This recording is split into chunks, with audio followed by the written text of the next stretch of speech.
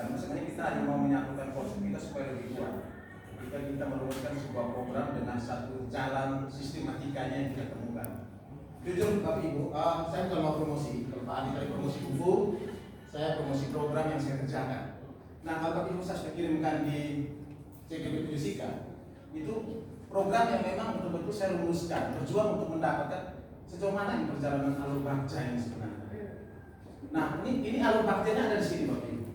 Yang satu kesatuan dengan program yang saya susun dalam tugas kolaborasi 3.3 kemarin, untuk merumuskan bagaimana anak kemudian bisa menulis teks prosedur, kemudian bisa membuat video prosedur. Nah, jujur program ini program intrakurikuler Bapak Ibu, tapi yang kemudian saya sudah kembangkan hingga pada pengayaan, jika ada dampak irisannya dengan program kurikuler. Jika ada pengayaannya di mana Bapak Ibu? Di sini kami anak-anak sudah sampai pada tingkatan tahapan membuat video prosedur.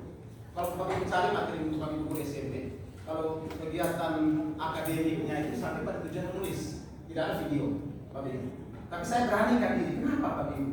Karena aset anak-anak saya itu punya kemampuan yang harus ke sana begitu. Ada yang sudah sampai sejauh itu. Jika saya kasih levelnya ke sana.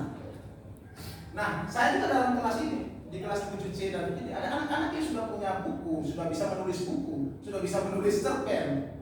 Nah, ketika bicara tentang teks prosedur ini hanya sebenarnya kita memformulasikan kembali potensi daripada anak-anak dalam bentuk jenis-jenis teks yang lain.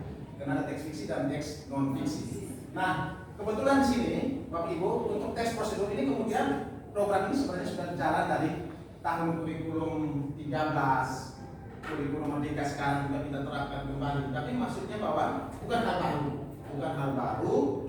Lalu saya kemudian berpikir, walaupun bukan hal baru, tapi ada tahapan level yang saya harus naikkan untuk anak-anak saya dengan melihat setiap perjalanan yang kita lakukan di dalam kelas kami. Kita bisa temukan itu. Refleksi yang kita lakukan itu berperan penting. Pengalaman yang kita hadapi sebagai tantangan itu berperan penting untuk kita kemudian mencari catatan kita dalam 1 tahun perjalanan. Sehingga ketika kita merumuskan kembali perubahan rancangan pembelajaran kita atau modul ajar, kita bisa susun untuk kebutuhan murid. Nah, sehingga di sini Bapak Ibu jujur karakteristik lingkungan itu saya coba kaitkan dan saat di situ ternyata ada dalam program saya ini.